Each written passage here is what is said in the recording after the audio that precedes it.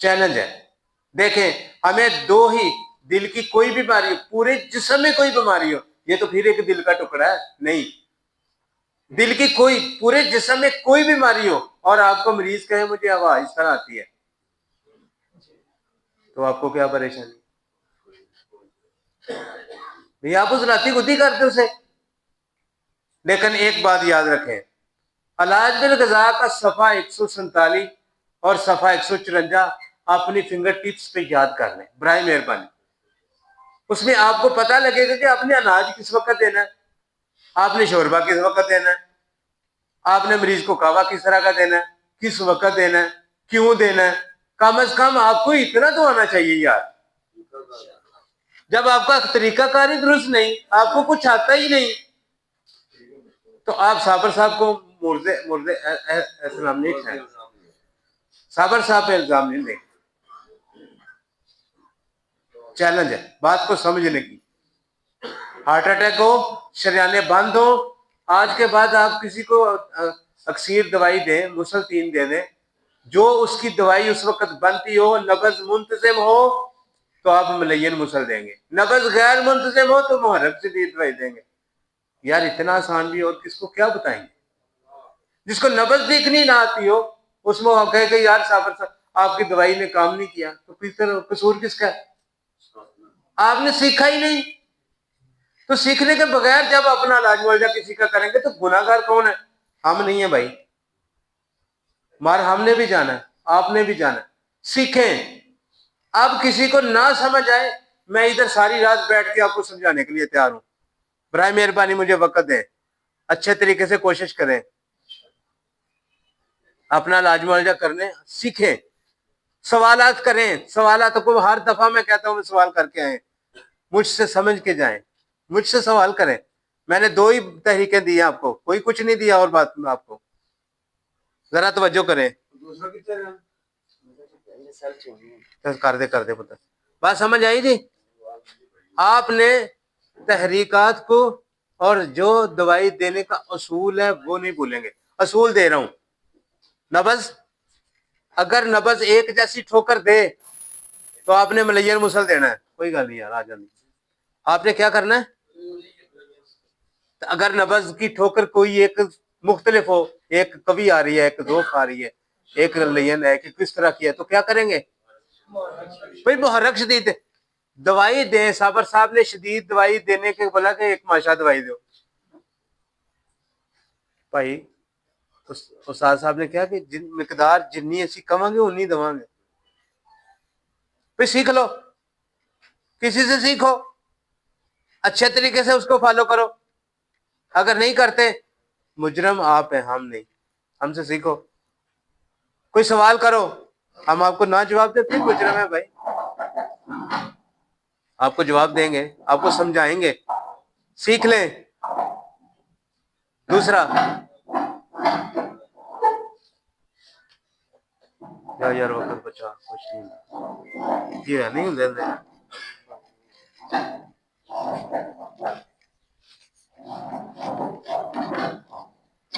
आप सही नहीं डाले यार। चलो जी, तो बात हो रही थी 3 चीजों की, जब शरियाने, हार्ट अटैक और अंजाइना। क्या आपने पुराने नुस्खा जात नहीं पढ़े? उसमें कहता है कि बारहसिंगा, क्या कहते हैं, कुछ था बारहसिंगा, ठीक है। लेकिन साबर साहब ने हमें ऐसी चीजें दी हैं जो एक तहरीक को मुकम्मल करती है। मैंने ऐसे अतिबा हजरात को देखा है जो अपनी पूड़ी के अंदर 2 मलयन, 4 मलयन, 3 तबखीर, रात को 4 मुसल,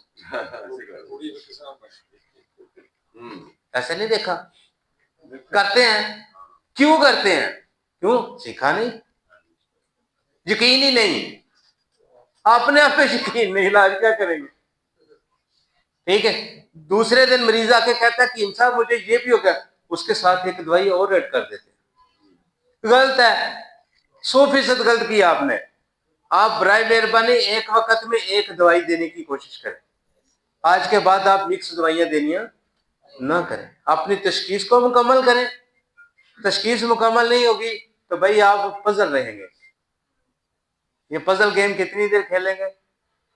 جب تک آپ کسی سے سیکھیں گے. تو آپ کے سامنے صابر صاحب نے اختلاج قلب، انجائنا، اور یہ آپ کے سامنے جو میں نے ساری لکھ دی ہیں ساری، ہارٹ اٹیک، کسی کو ہارٹ اٹیک بولتے ہیں، یہ اس کو مائنر آیا، میسو آیا، جتنا بھی جو ہارٹ اٹیک آتے ہیں. مریض آپ کے پاس آ جائے تو آپ نے اس کی گیس ہوا ختم کرنی. کیا کرنا ہے؟ اچھا، ایک اصول میں نے پہلے بھی آپ کے سامنے رکھا تھا، وہ پھر آپ کے سامنے رکھتا ہوں تاکہ یہ عضلاتی سابی کیس آپ کے سامنے مکمل ہو جائے. بعض اوقات عضلاتی سابی کیس کو، عضلاتی سابی نبض کو مکمل کرنا پڑتا ہے. کیا کرنا پڑتا ہے؟ مکمل کرنا پڑتا ہے. تو پھر کیا کرنا آتا ہے؟ پھر کسی عضلاتی سابی تحریک مکمل ہو جائے تو آپ کو میں سامنے دو نشانیاں رکھ دیتا ہوں. صابر صاحب کہتے ہیں کہ عیادہ شباب کتاب ہے، اس کا مطالعہ، اس پوری کتاب کا ایک خلاصہ ہے. اس پوری کتاب کا ایک خلاصہ یہ ہے کہ پانی کو اعتدال پہ لانے کے لیے اللہ رب العزت نے ہوا کا نظام رکھا. جب آپ کے پیٹ میں رطوبات زیادہ ہوں گی تو گڑگڑاہٹ آئے گی. کہاں؟ چھوٹی انتڑی، نچلے پیٹ کے اندر گڑگڑاہٹ آئے گی. تو جیسے ہی عضلاتی سابی کیفیت آئے گی تو سارے پیٹ کے اندر گڑگڑاہٹ آئے گی. اگر نچلے پیٹ میں ہوا گیس ہے تو بھائی پہلے اس کا عضلاتی سابی کیس پہلے مکمل کر لیں. اس کی ہوا مکمل، اس کے اندر رطوبات کو خشک کر دیں. عضلاتی سابی، عضلاتی غدی تک آپ کا مریض کلیئر ہو جائے گا اور اس کی درد بھی ٹھیک ہوگی. پریشان ہونے کی ضرورت نہیں. ہاں، شرط یہ ہے کہ آپ کو غذا بھی سلیکٹ کرنی آ جائے. اگر آپ کی غذا درست نہیں تو آپ کی دوائی بھی درست نہیں. دوسری، آگے صابر صاحب لکھتے ہیں کہ اختلاج کے بدائے خفقان القلب. جب حرارت جسم کے اندر بڑھ جاتی ہے تو عضلات کے اندر تحلیل آ جاتی ہے، دل کے اندر تحلیل آ جاتی ہے. صابر صاحب لکھتے ہیں کہ کواڑے کس کو کہتے ہیں؟ والو. جی، تو والو کے اندر پریشانی آئے گی، والو کے اندر پریشانی آئے گی. یاد رکھیں، صابر صاحب نے تو لکھنا ہے، لیکن آپ انگریزی جو میں نے لکھی آپ کے سامنے ٹرمنالوجی، تاکہ آپ کو تشخیص دے کے بھی آسانی ہو جائے گی.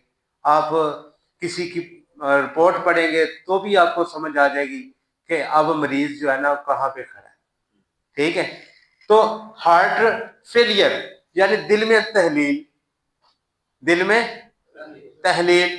تو تحلیل غدی تحریک کا نتیجہ ہے. جی، تو غدی تحریک کے اندر آپ نے کیا کرنا ہے؟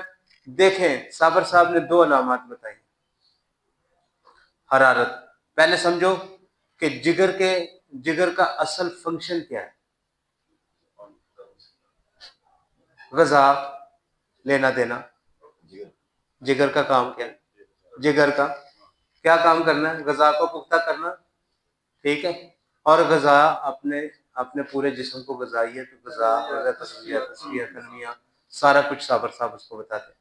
صابر صاحب کہتے ہیں، تحقیقات المجربات کتاب کے اندر لکھتے ہیں کہ جگر کا فعل کیا ہے؟ جگر کے دو ہی فعل ہیں.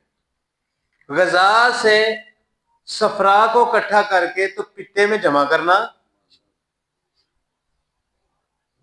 بوقت ضرورت پتے سے انتڑیوں میں گرانا صفرا کو. یہی جگر کے دو فعل. غدی عضلاتی تحریک کے اندر صابر صاحب لکھتے ہیں کہ جگر جسم میں کھائی ہوئی غذا سے صفرا کو حاصل کر کے پتے میں سٹور کرتا ہے. جی، تو غدی ثابت تحریک کے اندر صفرا کو انتڑیوں میں گراتا ہے. یہ اس کے دو فعل ہیں. جب یہ فعل ادا نہ کر سکے تو پھر کیا ہوتا ہے؟ پھر ہارٹ فیلئر ہو سکتا ہے.